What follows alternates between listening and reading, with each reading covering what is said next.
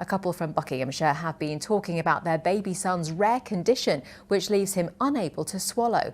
When Corey was born in February, his esophagus wasn't connected to his stomach. Corey is currently recovering in hospital in Oxford from his latest operation. His dad, Ross, is a last-minute entrant to the London Marathon. He's running to raise funds and awareness about the condition. Brennan Nichols went to meet him during a training session. Big smile for Daddy. Corey is 6 months old.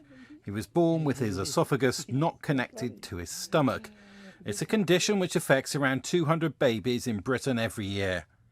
2 days ago, he came off a ventilator after surgery at the John Radcliffe Hospital in Oxford. We found out around 33 weeks pregnant that there was potentially an issue. They weren't 100% sure. And then it wasn't until he was born that we kind of knew the extent. And then when he had his first surgery the day after, it was like, okay, we're in it for the long haul now. His first two procedures where they attempted to connect his esophagus back to his stomach weren't successful. It effectively tore away, and the gap between the top of his esophagus and his stomach is so long that it was never able to be retained. So the one remaining option for him really was to have this gastric pull-up where they pull his stomach into his chest. It's tubularized, so it's turned into a tube and it's connected directly to his neck. So that's obviously a major operation, and that took place a couple of weeks ago.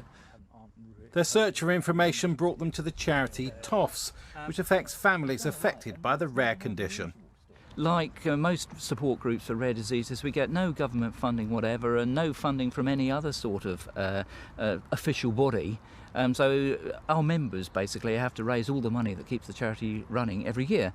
And so things like the London Marathon are extremely important to us. In fact, the London Marathon's been our biggest fundraising event for several years. We get 15 or 20% of our annual revenue raised by people that run the London Marathon for us.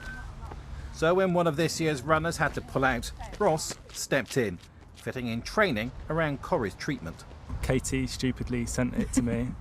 And I stupidly made a really snap decision to say I'm going to run the marathon. And then 24 hours later I thought, what have I done that for? Corey's going to be in hospital, I'm going to be trying to run, I'm unfit. But you know what, we've raised a good amount of money already, raised a good amount of awareness, and yeah, we're really proud together to be doing that, because it's one way we can feel in control and make a difference. Ross has run 3 previous marathons, but now has just 3 weeks left to get himself ready for the 26 miles around London streets. Brennan Nichols, BBC South Today.